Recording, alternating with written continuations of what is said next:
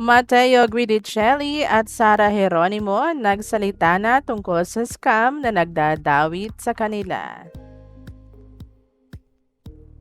Hello, showbiz aficionados. Please subscribe and click the notification bell for more celebrity updates. Tara, chikahan na!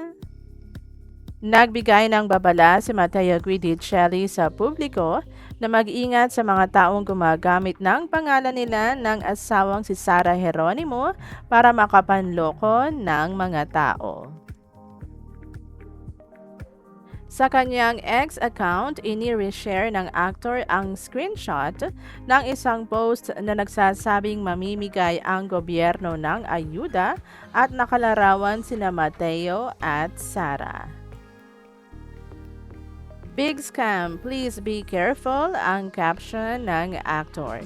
Ayon sa mga comments ng mga netizen ay marami na raw na loko ang nasabing pekeng information.